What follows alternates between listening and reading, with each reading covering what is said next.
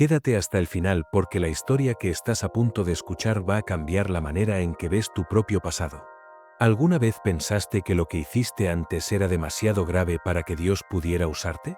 ¿Alguna vez sentiste que tu historia tiene demasiadas páginas oscuras como para que Dios pudiera escribir algo bueno con ella? ¿Alguna vez alguien te dijo, o te dijiste tú mismo, que con todo lo que has hecho ya no hay lugar para ti en el propósito de Dios? Si alguna vez estuviste en ese lugar, necesitas escuchar lo que vamos a explorar hoy. Porque hoy vamos a hablar de un hombre que no solo falló, que no solo dudó, que no solo tuvo un momento de debilidad como Pedro en el patio. Vamos a hablar de un hombre que perseguía activamente a los seguidores de Jesús, que los arrestaba, que los llevaba a la cárcel, que estuvo presente y dio su aprobación cuando apedrearon hasta la muerte al primer mártir cristiano. Un hombre que por su propia descripción era el peor de los pecadores. Y ese hombre se convirtió en el escritor de casi la mitad del Nuevo Testamento. En el misionero que llevó el Evangelio desde Jerusalén hasta Roma. En el hombre cuyas cartas, escritas hace 2000 años, siguen transformando vidas hoy en todos los rincones del mundo. Su nombre era Pablo. Y su historia es la prueba más poderosa que existe de que nadie está demasiado lejos para que Dios lo alcance. En los próximos 30 minutos vamos a recorrer la vida completa de Pablo. Desde su crianza como fariseo estricto hasta su encuentro en el camino a Damasco. Desde sus años de persecución hasta sus décadas de misión. Desde sus cadenas en la cárcel hasta las cartas que escribió desde ahí y que todavía leemos hoy. Vamos a entender quién era Pablo antes de Cristo, que lo hacía tan peligroso, y por qué Dios eligió precisamente a ese hombre para una de las misiones más importantes de la historia. Y vamos a conectar todo esto con algo muy concreto para tu vida. Porque la historia de Pablo no es solo una historia de conversión espectacular. Es una historia sobre lo que Dios puede hacer cuando toma un pasado complicado y lo convierte en combustible para un propósito extraordinario. Al final de este vídeo quiero que tengas algo que llevarte. No solo información sobre Pablo, sino la certeza de que el mismo Dios que interrumpió el camino de Pablo hacia Damasco puede interrumpir el tuyo también. Y que lo que viene después de esa interrupción puede ser más grande de lo que jamás imaginaste. Comencemos. Para entender la transformación de Pablo, primero necesitas entender quién era. Porque la grandeza de lo que Dios hizo con él solo se entiende completamente cuando ves desde dónde venía. Su nombre original era Saulo. Saulo de Tarso. Nacido en Tarso, una ciudad importante en la región de Cilicia, en lo que hoy es el sur de Turquía. Era ciudadano romano de nacimiento, lo cual en esa época era un privilegio significativo que abriría puertas importantes más adelante en su historia. Pero su identidad más profunda no venía de su ciudadanía romana. Venía de su herencia judía. Era de la tribu de Benjamín. Circuncidado al 8º día según la ley. Hebreo de hebreos, como él mismo se describió. En cuanto a la ley, fariseo. En cuanto al celo, perseguidor de la iglesia. En cuanto a la justicia que es en la ley, irreprensible. Esas palabras de Filipenses 3 no son modestia ni exageración. Eran hechos. Saulo había sido enviado de joven a Jerusalén para estudiar bajo el rabino Gamaliel, que era uno de los maestros más respetados y más influyentes del judaísmo de su época. Estudiar con Gamaliel era el equivalente a obtener el mejor doctorado disponible en teología judía. No cualquiera tenía acceso a esa formación. Saulo no solo tuvo acceso, destacó. Era brillante, era disciplinado, era apasionado por la ley de Dios con una intensidad que pocos podían igualar. Y era completamente convencido de que los seguidores de ese hombre llamado Jesús de Nazaret, que había sido crucificado como criminal, eran una amenaza peligrosa para la fe verdadera de Israel. Para Saulo, perseguir a los cristianos no era crueldad, era devoción. Era defender la pureza de la fe de sus padres. Era celo por Dios. Y lo hacía con una eficiencia y una determinación que lo hacía extraordinariamente peligroso. El libro de los Hechos lo describe entrando casa por casa, arrastrando a hombres y mujeres y entregándolos a la cárcel. No era un perseguidor pasivo que simplemente aprobaba lo que otros hacían. Era activo. Era organizado. Era implacable. Y el primer momento en que lo vemos en el Nuevo Testamento es en uno de los episodios más oscuros del libro de los Hechos. Esteban era un hombre lleno del Espíritu Santo y de sabiduría, uno de los primeros diáconos de la iglesia en Jerusalén. El libro de los Hechos lo describe como alguien lleno de fe y de poder, que hacía grandes prodigios y señales entre el pueblo. Fue arrestado por las autoridades religiosas y llevado ante el concilio. Y ahí, en lugar de defenderse con cautela o de suavizar su mensaje para salvar su vida, Esteban pronunció uno de los discursos más valientes de todo el Nuevo Testamento. Un recorrido completo de la historia de Israel que terminó con una acusación directa a sus oyentes de haber resistido siempre al Espíritu Santo y de haber traicionado y matado al justo. Los oyentes se enfurecieron y lo llevaron fuera de la ciudad para apedrearlo. Y el texto de Hechos 7 y 58 registra un detalle que parece menor pero que es enormemente significativo. Los que apedreaban a Esteban pusieron sus mantos a los pies de un joven llamado Saulo. Saulo estaba ahí, no tirando piedras directamente, pero guardando los mantos de los que las tiraban, supervisando, aprobando. Y Hechos 8:1 dice simplemente, y Saulo consentía en su muerte. Ese es el primer Saulo que encontramos. No en el camino a Damasco, sino en el suelo donde Esteban moría apedreado, con su cabeza apoyada en los mantos que Saulo cuidaba. Lo que ocurrió a continuación fue una persecución sistemática de la Iglesia que Saulo lideró con toda su energía y su capacidad organizativa. Los creyentes se dispersaron por toda Judea y Samaria. Y Saulo continuó devastando la Iglesia entrando casa por casa. Pero entonces llegó el día que lo cambiaría todo. Saulo había solicitado cartas de autorización del sumo sacerdote para ir a Damasco, la capital de Siria, y traer presos a Jerusalén a cualquier seguidor del camino, que era como se llamaba a los primeros cristianos, hombres o mujeres que encontrara ahí.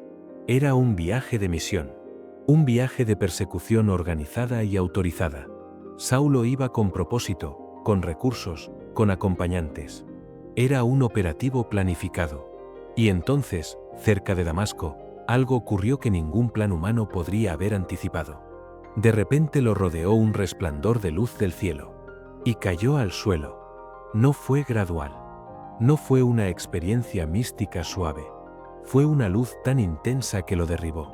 Y desde esa luz vino una voz. Saulo, Saulo, ¿por qué me persigues? 2 veces su nombre. Como cuando alguien te llama con urgencia real, no con el tono casual de una conversación ordinaria. Saulo respondió, desde el suelo, temblando, ¿quién eres, Señor? Y la respuesta que recibió era lo último que esperaba escuchar. Yo soy Jesús, a quien tú persigues. Dura cosa te es dar coces contra el aguijón. Jesús, el que había sido crucificado, el que Saulo creía que era un impostor muerto, el que había dedicado su vida a erradicar de la memoria del pueblo. No estaba muerto, estaba vivo, y lo conocía por su nombre. Saulo, temblando y atónito, preguntó, Señor, ¿qué quieres que yo haga? Y Jesús le dijo, levántate y entra en la ciudad, y se te dirá lo que debes hacer. Los hombres que iban con Saulo se quedaron mudos. Escuchaban la voz pero no veían a nadie. Y cuando Saulo se levantó del suelo y abrió los ojos, no podía ver nada. La luz lo había dejado ciego. Lo tomaron de la mano y lo llevaron a Damasco. El hombre que había llegado a Damasco con autoridad para arrestar a los seguidores de Jesús, entró a la ciudad siendo guiado de la mano, ciego, completamente dependiente de otros para moverse. En 3 segundos, todo lo que era Saulo había sido reorientado. En Damasco había un discípulo llamado Ananías. Y el Señor se le apareció en una visión y le dijo, levántate y ve a la calle que se llama Derecha, y busca en casa de Judas a uno llamado Saulo de Tarso. Porque he aquí, él ora. La respuesta de Ananías fue completamente humana y completamente honesta. Señor, he oído de muchos acerca de este hombre, cuantos males ha hecho a tus santos en Jerusalén. Y aquí tiene autoridad de los principales sacerdotes para prender a todos los que invocan tu nombre. En otras palabras, Señor, ¿estás seguro? ¿Sabes quién es este hombre? ¿Sabes lo que ha hecho? Y la respuesta de Dios a Ananías es el versículo que resume toda la historia de Pablo. Hechos 9 y 15. Ve, porque él es mi instrumento elegido para llevar mi nombre ante los gentiles, los reyes y los hijos de Israel. Mi instrumento elegido. No, a pesar de su pasado, lo voy a usar de todas formas. Sino, precisamente por quien es, precisamente con todo lo que trae, él es el instrumento que yo elegí. Ananías obedeció.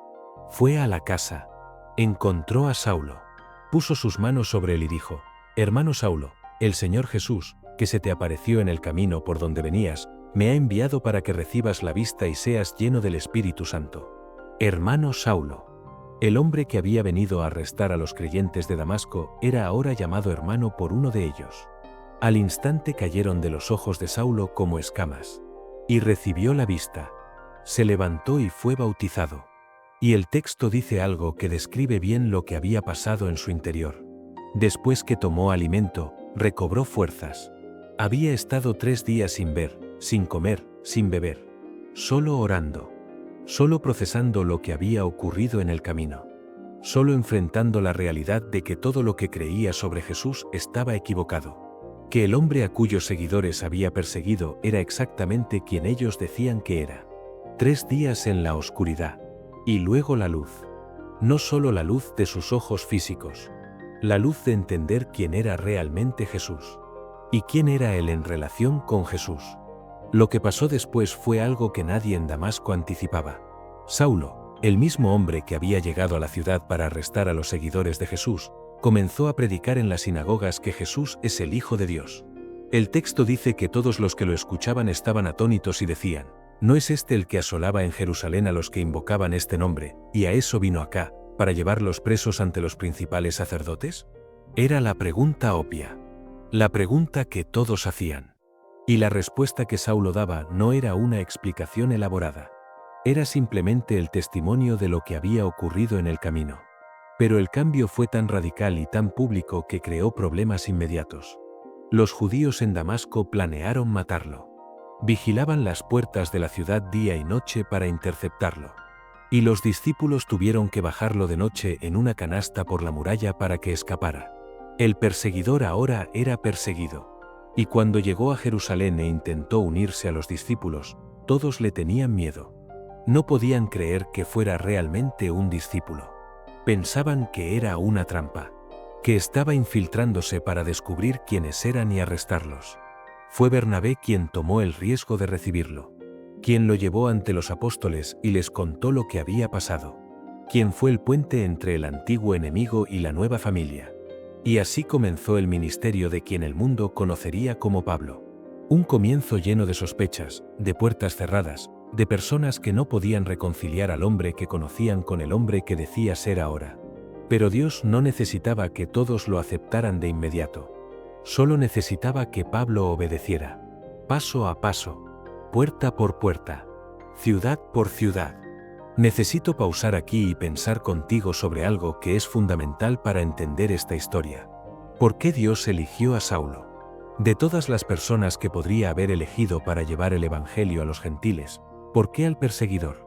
¿Por qué al hombre con las manos más manchadas de la historia de la iglesia primitiva?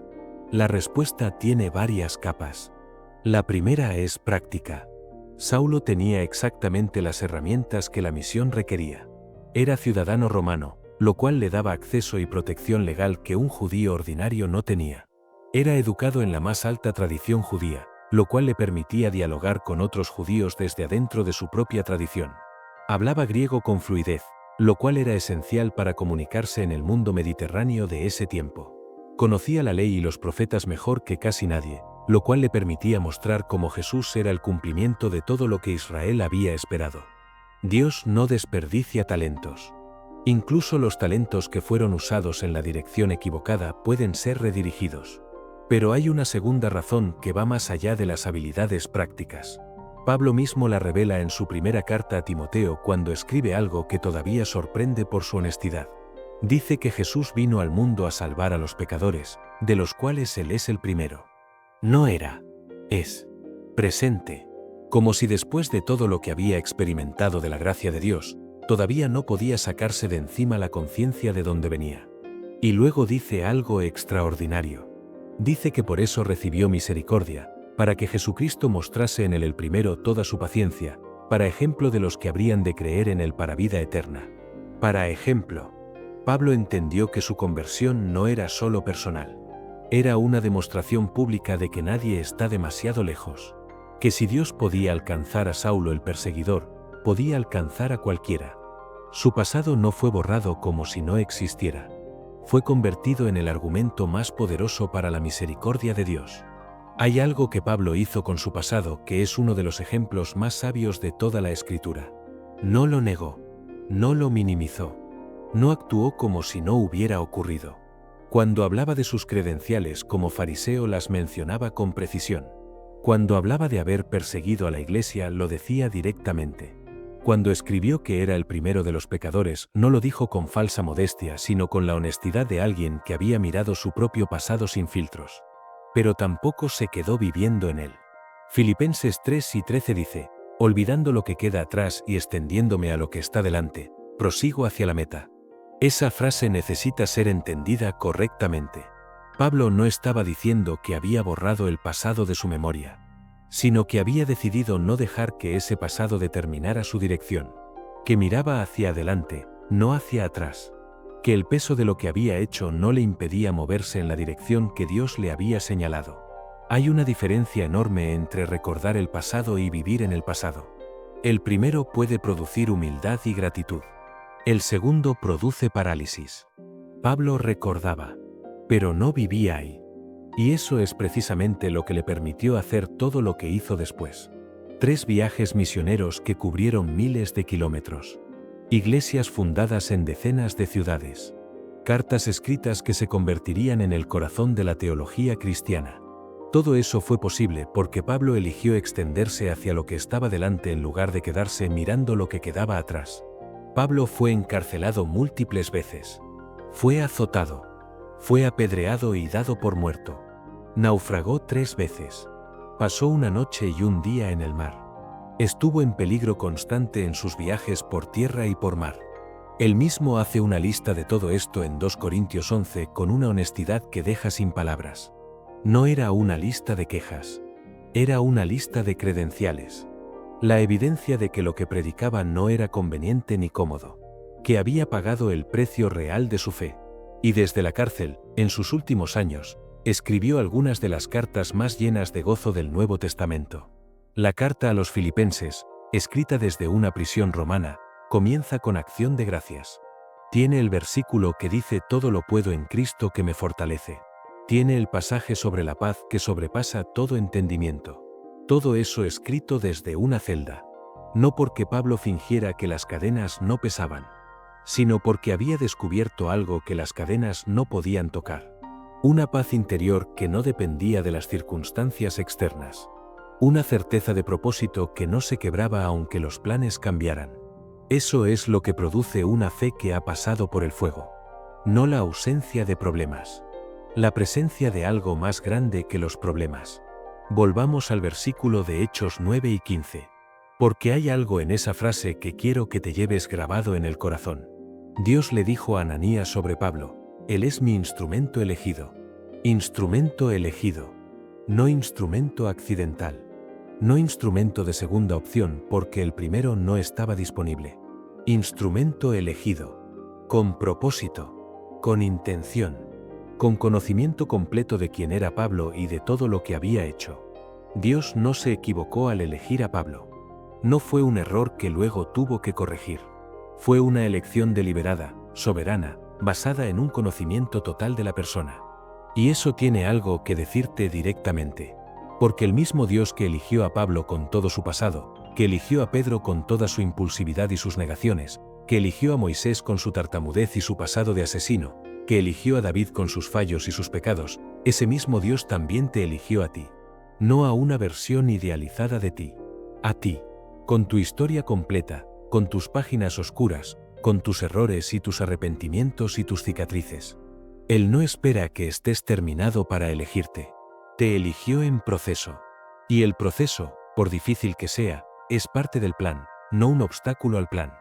Los años que siguieron a la conversión de Pablo fueron de una intensidad que es difícil de comprender desde la distancia. Realizó 3 grandes viajes misioneros que lo llevaron por Asia Menor, Grecia, Macedonia y finalmente Roma. En cada ciudad que visitaba, comenzaba en la sinagoga judía, proclamaba que Jesús era el Mesías prometido por las Escrituras, y cuando era rechazado por los líderes religiosos, llevaba el mensaje a los gentiles.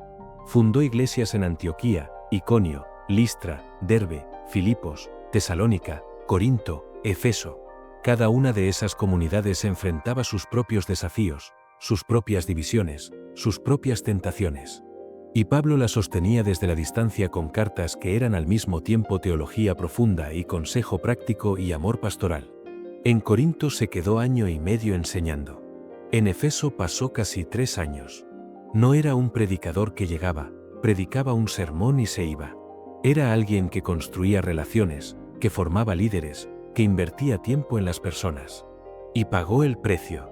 Fue apedreado en Listra y dado por muerto. Fue azotado en Filipos y encarcelado. Fue perseguido en ciudad tras ciudad por los mismos líderes religiosos judíos que él mismo había representado antes de su conversión. Eventualmente llegó a Roma como prisionero. No de la manera que habría elegido. Pero llegó. Y desde Roma siguió escribiendo, siguió predicando, siguió formando a los que vendrían después. La tradición dice que Pablo fue ejecutado en Roma bajo el emperador Nerón, decapitado por su fe en Cristo. Y antes de morir escribió lo que muchos consideran sus últimas palabras registradas en el Nuevo Testamento, en su segunda carta a Timoteo. He peleado la buena batalla, he acabado la carrera, he guardado la fe. No lo dijo con orgullo vacío. Lo dijo con la serenidad de alguien que había llegado al final de un camino largo y difícil y podía mirar hacia atrás sin arrepentimiento por la dirección que había tomado. El hombre que había custodiado los mantos mientras apedreaban a Esteban terminó su vida como mártir por la misma fe que había perseguido. Esa es la transformación más completa que registra el Nuevo Testamento. Quiero hablarte directamente ahora. La historia de Pablo no es solo una historia de conversión espectacular con luz y voz del cielo. Es una historia sobre lo que Dios hace con una vida completamente entregada, sin importar de dónde viene esa vida. Pablo no fue elegido a pesar de su pasado. Fue elegido con su pasado incluido. Y ese pasado, lejos de ser un obstáculo, se convirtió en uno de los argumentos más poderosos del Evangelio que predicó.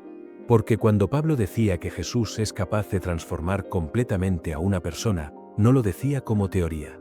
Lo decía como testigo. Lo decía mirándose a sí mismo. Y tú también puedes decirlo.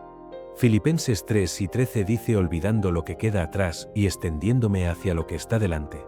Eso no es una promesa de que el pasado no existió. Es una decisión sobre la dirección en que vas a mirar. El pasado ya no puede ser cambiado. Pero no tiene que ser el lugar donde vives. No tiene que ser la definición de quién eres. No tiene que ser el techo que limita lo que Dios puede hacer con tu vida a partir de hoy. Dios le dijo a Ananías que Pablo era su instrumento elegido. Y esa descripción no cambió con el tiempo, ni con las dificultades, ni con las cadenas, ni con las persecuciones. Seguía siendo el instrumento elegido en la primera cárcel y en la última. Tú también eres un instrumento elegido. No porque lo hayas ganado. No porque tu pasado sea limpio. Sino porque Dios te conoce completamente y eligió usarte de todas formas. La pregunta no es si Dios puede usarte. La pregunta es si estás dispuesto a decir lo mismo que Pablo dijo aquella mañana en el camino a Damasco, desde el suelo, ciego, sin saber todavía qué vendría. Señor, ¿qué quieres que yo haga? Esa pregunta, hecha con sinceridad, es el comienzo de todo. Si la historia de Pablo tocó algo en ti hoy, si hay un pasado que has cargado pensando que te descalifica para el propósito de Dios, quiero pedirte que hagas una cosa ahora mismo. Dile a Dios exactamente lo que Pablo le dijo en el camino a Damasco. Señor, ¿qué quieres que yo haga? No tienes que tener todo claro. No tienes que haber resuelto todo tu pasado. Solo necesitas esa disposición. Ese momento en que sueltas el control de tu propia historia y la pones en manos del único que sabe exactamente qué hacer con ella. Si este vídeo habló a tu corazón hoy, escribe en los comentarios "Soy instrumento de Dios". No como una frase vacía, como una declaración de fe, como alguien que está eligiendo creer que su historia todavía no ha terminado y que lo mejor de lo que Dios tiene para su vida está por delante y no por detrás. Y comparte este vídeo con alguien que necesite escuchar hoy que su pasado no es su destino, que hay un Dios que interrumpe caminos, que abre ojos ciegos, que llama por nombre a los que se alejaron, y que convierte perseguidores en apóstoles y errores en testimonios. Porque quizás la razón por la que llegaste a este vídeo hoy no fue solo para ti. Fue para que pudieras ser el Bernabé de alguien más. El que tiende un puente. El que dice hermano, lo que Dios hizo con Pablo puede hacerlo también contigo. Hasta la próxima. Y recuerda lo que Dios le dijo a Ananías sobre el hombre más improbable de toda la historia de la Iglesia. Él es mi instrumento elegido. Tú también lo eres.